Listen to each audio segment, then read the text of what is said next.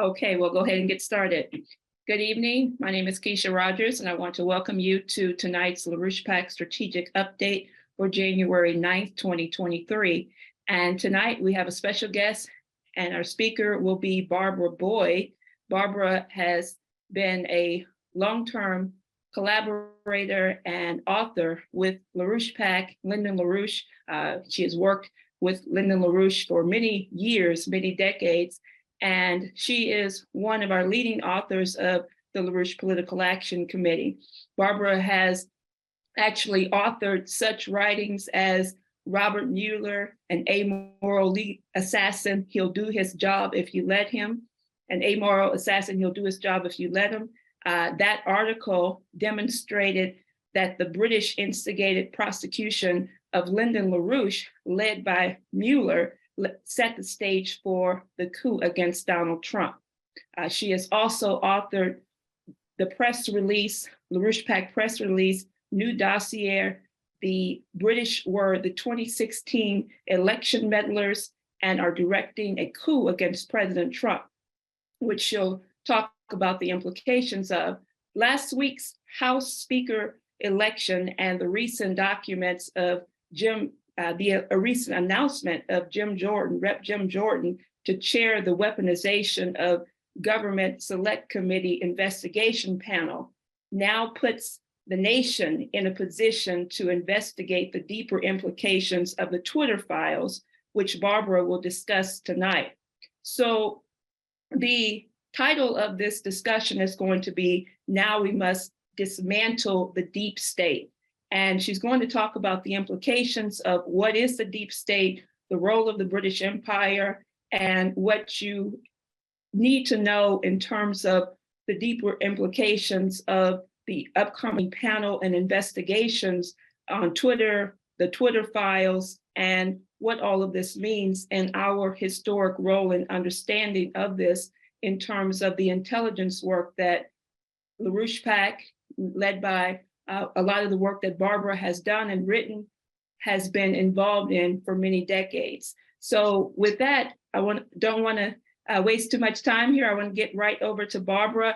I will, for those who are listening on YouTube, be posting the articles and some of the documents that we'll be discussing here tonight in terms of the writings and a lot of the work, intelligence work that Barbara has put into these investigations and documenting and exposing the role of the British Empire in the deep state operations against President Donald Trump and against our nation. So I want to go ahead and turn it over to Barbara. Looking forward to the discussion, and afterwards we'll take your questions and comments.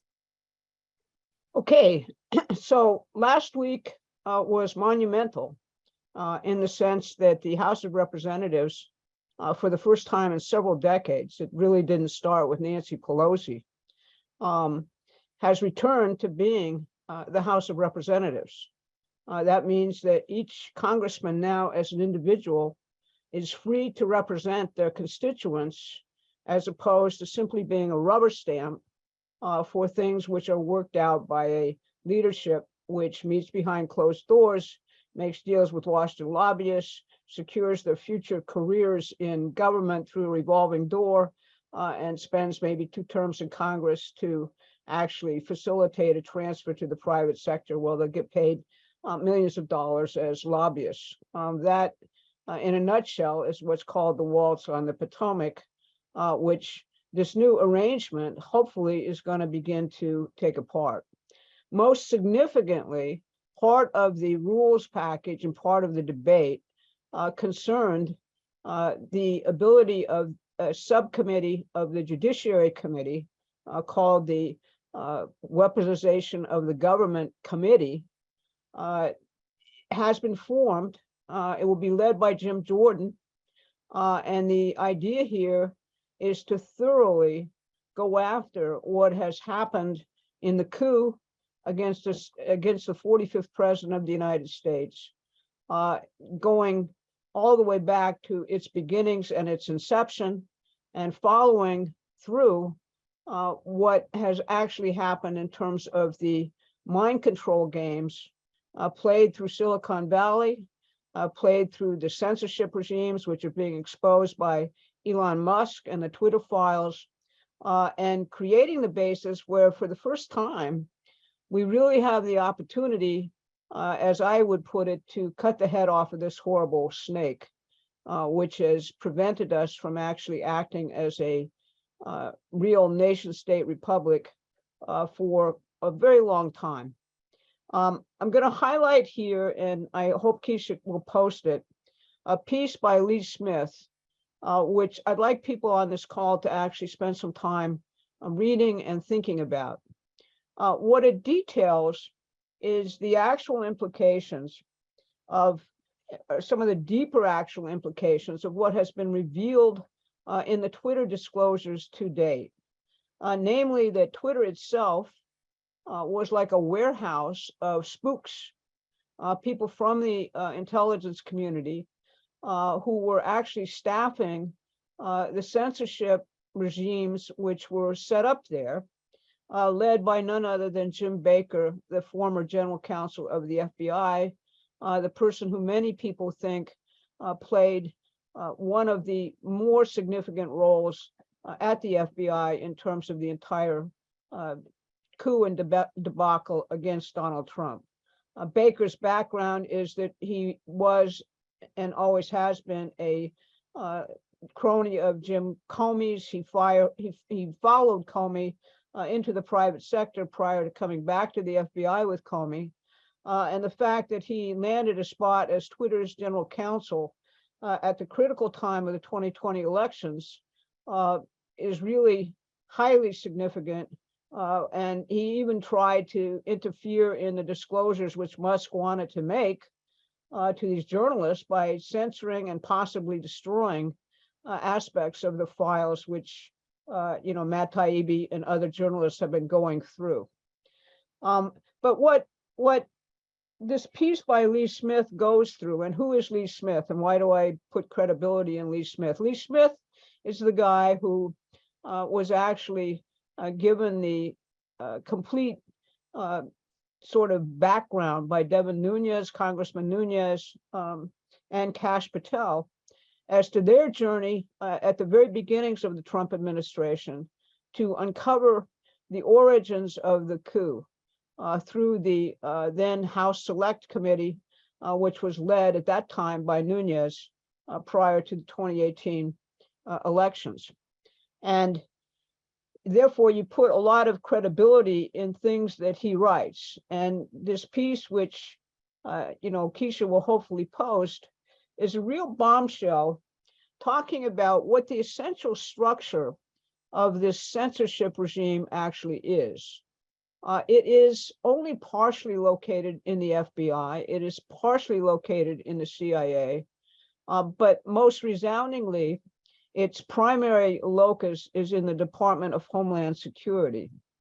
And that's been the case through all of these iterations of censorship and Silicon Valley for a very, very, very long time. If people recall, there was a big furor a couple months back when Biden tried to appoint this woman, Nina Jankowicz, to be the head of something which they actually called the Disinformation Board, i.e., an actual ministry of truth, as it was characterized, being set up in the Department of Homeland Security. But what it turns out, which I'll get to, is that what that actually was the formalization, if you will, of a process which has been going on between Silicon Valley and Homeland Security for a very, very, very long time. And the idea of the Disinformation Board in actuality was that so many requests were coming from so many different spook agencies into all of these Silicon Valley social media giants that it was becoming impossible for them to function. And the idea of the Disinformation Board was to set up a central coordination point for the spooks controlling intelligence. Now, what we have here, and the heart of the beast, if you actually think about it, is the idea that we have total information control over what the population reads, hears, or discusses. that's the whole idea of this censorship regime. It's really not censorship. It's a question of what literally could be called mind control, because we act on the basis of what we hear, what we read, what we think. And if somebody is controlling all the inputs into that, we pretty much, unless we're very, very independent, become vassals of the people who are doing this. And what is presented to us right now between the Twitter files and the revolution which occurred last week in the House and the formation of this committee is taking down a monstrosity, a leviathan, which is literally sitting on the soul, the mind, and conscience of the United States. It is this type of information control, propaganda, which creates the great divide which now exists within the American public and the polarization. It is very specific psychological warfare conducted against you. And I'm just going to trace a bit of how this came into being historically. I'll be doing a whole lot of pieces on this over the next couple of weeks on the LaRouche PAC site. So, tonight is just a beginning primer, if you will, of things which we're going to develop in a whole lot more depth. Now, in this Lee Smith piece, he cites a guy by the name of Mike Menz as pointing out to him that 4 private entities were actually, farmed out to during the course of the 2020 election by something called the Election Integrity Partnership. If you remember, there was a thing run out of Georgetown University by Rosa Brooks and others called the Election Integrity Project in 2019, 2020, which actually gamed out the entirety of how these guys would get rid of Donald Trump. They actually ran war games or simulations at Georgetown involving, actors from within the DC establishment as to how the coup would be run, up to and including the idea that, January 6th would happen. And they ran a lot of, through the entire scenario of the riots which had occurred, throughout 2020. If Trump won the presidency, the idea was that they were going to utilize the Antifa and other rioters to actually stage a formal physical coup d'etat in the United States. And the question before the Election Integrity Partnership was, how will the military actually respond to this?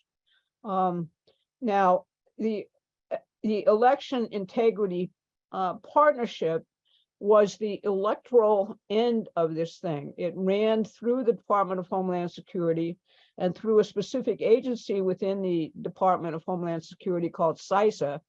And if you recall, the head of CISA, this guy Krebs, was the guy who came out right after the 2020 elections and said that these elections were the most honest that had ever occurred in American history for all practical purposes. Donald Trump immediately fired him from his post. But this group of people, actually, the Election Integrity Partnership, these 4 private entities, which Lee Smith goes through in the article, ensured that any posts, any arguments, any articles, etc., aside from the infamous Hunter Biden laptop incident, anything about election integrity in terms of concerns about mail-in voting, concerns about the changes in the laws, concerns about any of these things were actually blacked out prior to the 2020 election, and pieces legitimizing the mail-in voting and all of these other things, which we've all come to know and love, so to speak, were legitimized through every single social media platform and a coordinated operation. I would assert that this had much more to do with the outcome of the election, the many things that have been revealed so far. I'm choosing my language pretty carefully here because of the censorship regime. But if you think about it, by controlling these types of information flows, you pretty much can prevent active dissent and activities, except among a very small group of people who are the cognoscenti, who are essentially in on these things. This is really a dynamite piece by Lee Smith and by Mike Benz. Now, the story that Mike Benz tells is one which is the same story which we've told in terms of the history of all of that. Who is this guy? He was the Assistant Secretary of State in the Trump administration for cyber operations. So he's sitting in a key post in which he's watched all of these things. And you can pretty much take him as an extremely credible witness to very definite illegalities. And what he traces it back to is the same place that I traced it back to, which is the ginning up of initially in this last iteration, in the ginning up of the 2014 coup in Ukraine, and the fallout following that in 2015. And what he has to say is very interesting. It's the same thing that we observed. And that is that through Brexit, through all of these other movements in Europe tending towards having sovereignty again in Europe, as opposed to the globalist formations which actually exist there now, there was dead panic, which set into NATO, set into the British intelligence apparatus, which was conveyed back into the United States beginning in 2015.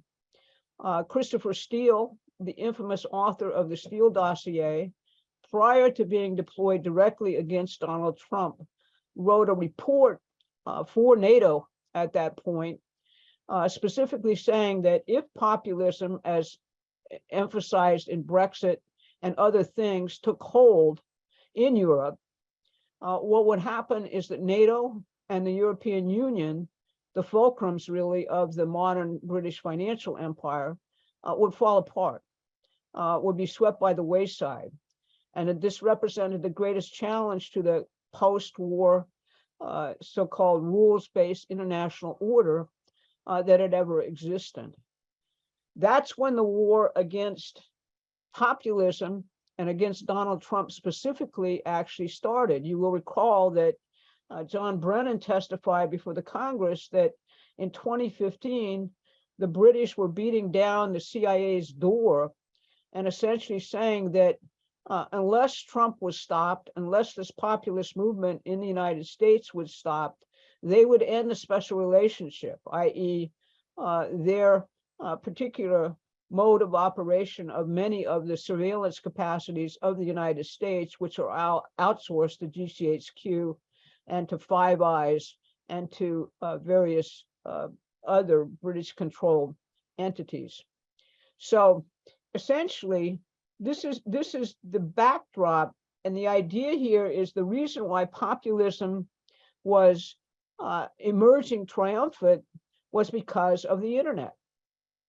The idea that people could just get on the internet, go around, the journalistic controls which already were extant and existed at that point, and set up their own independent viewpoints and set out to actually talk about their observations of reality in a fashion which was not controlled, which was not under the thumb of this type of mind control or information control. So Mike Benz testifies to all of this, saying this is when it started. And indeed, in its latest iteration, that is when it started. I would say that as we look at this Twitter file in the present generation, this is, for some of you, if you're younger, probably your first exposure to finding out that somebody is trying to actually control how your mind works and how you perceive reality in the deepest sense. And it's shocking to many millennials and to many in Gen Z what Musk has actually revealed. It actually has its roots in something similar which happened during the Cold War, called Operation Mockingbird, which was an operation run by the CIA to actually place spooks in key positions in every single major media outlet in the United States. The church committee, the first church committee, not the one we're talking about now, actually exposed that and exposed all of the spooks who were actually working for major media and their arrangements. And that program was taken down with the idea, specifically through the church committee, that this violated the First Amendment and it violated the very idea of the United States in many, many, many respects. Now, we had, as the LaRouche organization and the prosecution of Lyndon LaRouche, a similar type of, major event happened to us as a movement. And it showed us most certainly the nature of these controls and how the intelligence establishment actually worked. In 1982 and 1983, Lyndon LaRouche had become very, very, very publicly prominent from the standpoint of his inputs into the Reagan administration, specifically around the Strategic Defense Initiative, beam weapons, and fusion power. And this freaked people like Henry Kissinger and Jay Lovestone and William Rogers and all of the big Washington, establishment figures out. It also completely freaked out British intelligence in a similar way to what they actually started demanding from Donald Trump, demanding from the CIA in terms of Donald Trump. They began demanding quite concretely in terms of eliminating the influence of Lyndon LaRouche from the Reagan administration, most certainly from the fusion community and other such things. So what happened was, and this took us a long time to figure out, a lot of hearings, a lot of depositions, a lot of legal stuff, under the thumb of a criminal prosecution. But what actually happened in 1983 is that a meeting was pulled together at the house of one of the key, go-betweens between Washington, D.C. and Wall Street, a gentleman by the name of John Train. Train worked kind of as a cutout for the CIA throughout his career. He was very critical in the Afghan operations, the initial Afghan operations of the CIA, informing the modern Islamic radical movement, the so-called jihadists, of which Osama bin Laden was a prominent representative. And the whole idea there was to use them to pull the Russians into a war in Afghanistan and bleed the then Soviet Union through the Afghan jihadis. That was very much part of what John Train was involved in from that standpoint. He was also, his firm on Wall Street was also a major sponsor of the career of one George H.W. Bush.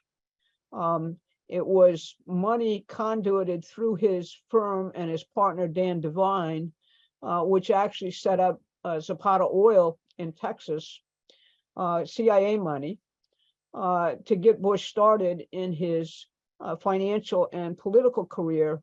And they remained very, very tight throughout the entirety of,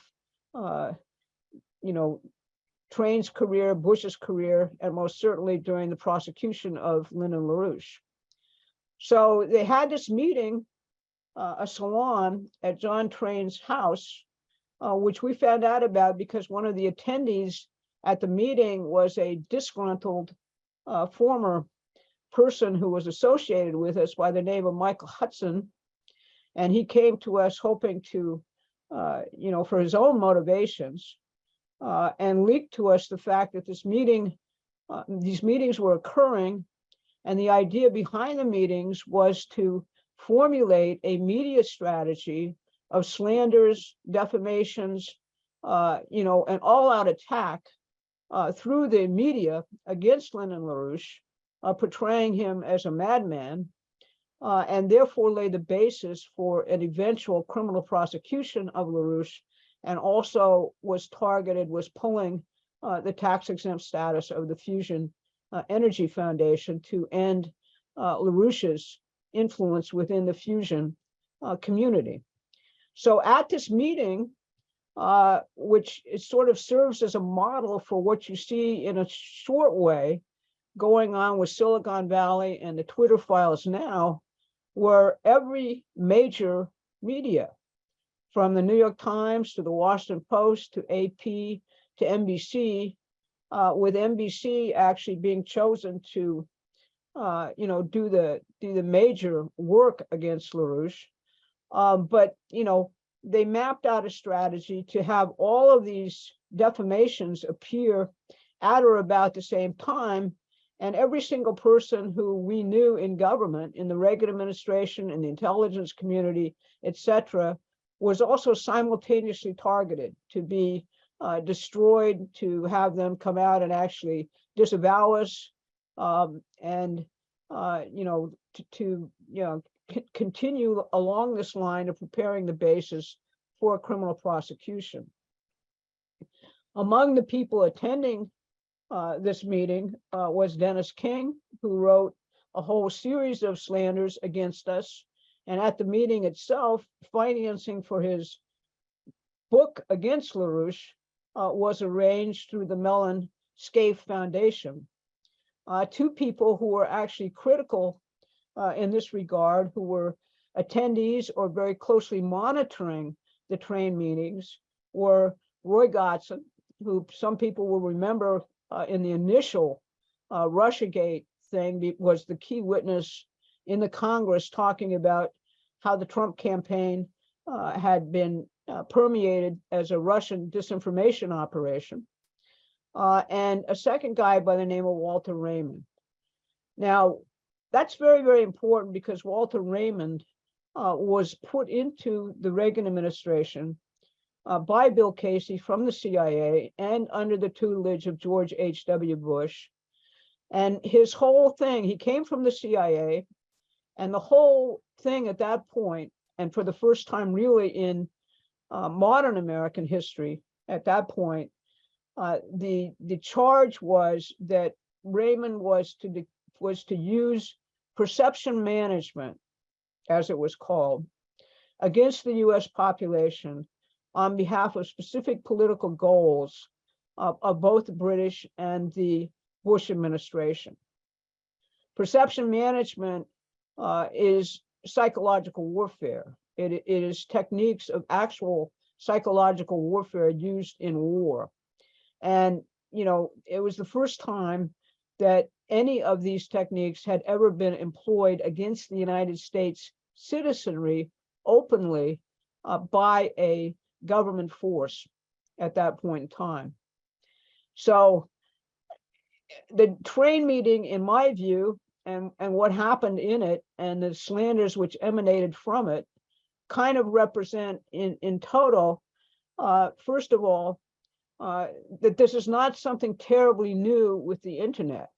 The internet becomes a major tool of theirs as opposed to a major tool of the population through the fact that they actually took this over in the more recent period, beginning in what my friend Mike Bentz is describing, 2014, 2015, 2016, on the basis of the Ukraine coup and a perfection of what they call total information management in the Ukraine coup, i.e., what they brag about around the Ukraine coup, both the British and the United States in 2014, is that they had total information management through a whole of government effort against a target population in which they were not allowed, through censorship and through counter media, to actually have any other sources of information coming to them.